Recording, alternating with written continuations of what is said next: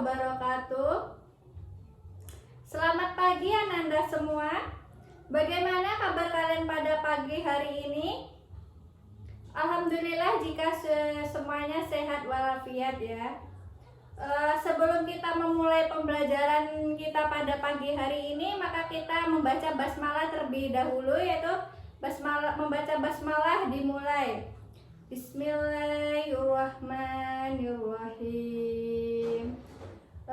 Sebelum kita memulai pembelajaran, Ibu akan mengabsen kalian terlebih dahulu untuk mengetahui siapa yang hadir dan siapa yang tidak. Yang pertama yaitu Farah, Amin, Ayu, Suci, Rudi, Aisyah. Oh, Aisyah tidak masuk. Kenapa? Oh, sakit.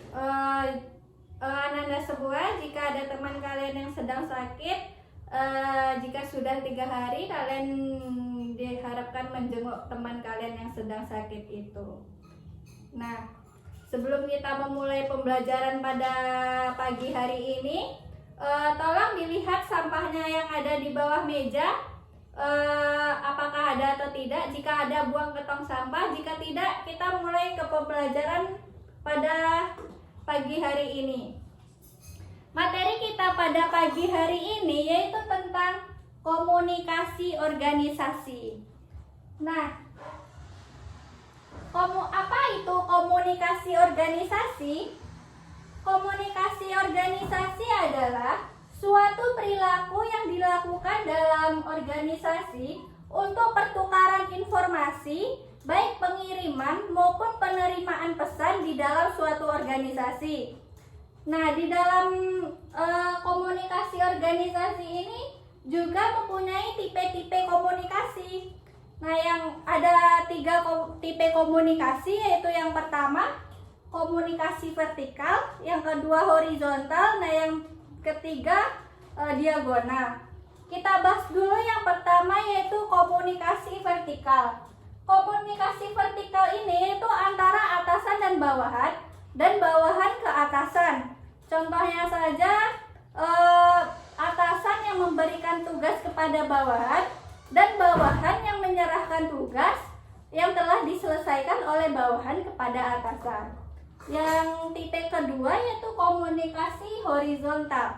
Komunikasi horizontal ini komunikasi yang bersifat mendatar atau sesama karyawan. Contohnya saja komunikasi horizontal ini jika seseorang karyawan tersendat dalam mengerjakan tugas yang diberikan oleh atasannya, maka karyawan tersebut dapat bertanya kepada karyawan lainnya tentang bagaimana proses pekerjaannya tersebut dapat terselesaikan. Nah, itu disebut juga dengan komunikasi mendatar. Nah, yang terakhir yaitu ada komunikasi diagonal.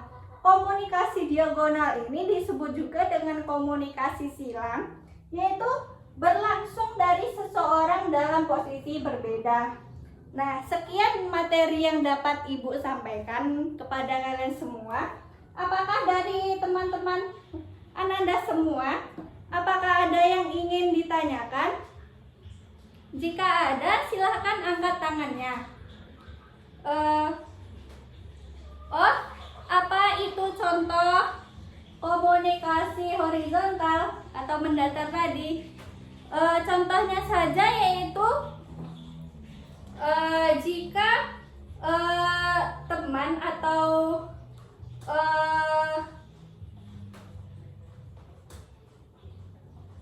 apa contoh komunikasi horizontal?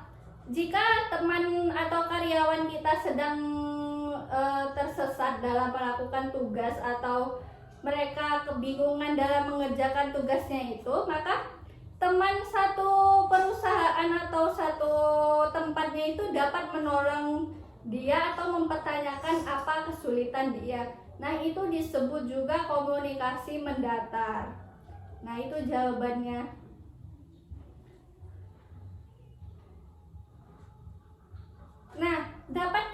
simpulkan dari pembelajaran kita pada pagi hari ini, komunikasi organisasi ini itu suatu perilaku yang dilakukan di dalam organisasi untuk pertukaran informasi di dalam organisasi agar tercapainya suatu tujuan dalam organisasi ini. Nah, di dalam komunikasi ini juga terdapat tipe-tipe komunikasi. Yang pertama yaitu tipe komunikasi vertikal, yang kedua komunikasi horizontal, nah yang terakhir komunikasi diagonal. Nah, sama-sama kita ketahui tadi, komunikasi vertikal ini itu antara atasan dan bawahan ke atasan.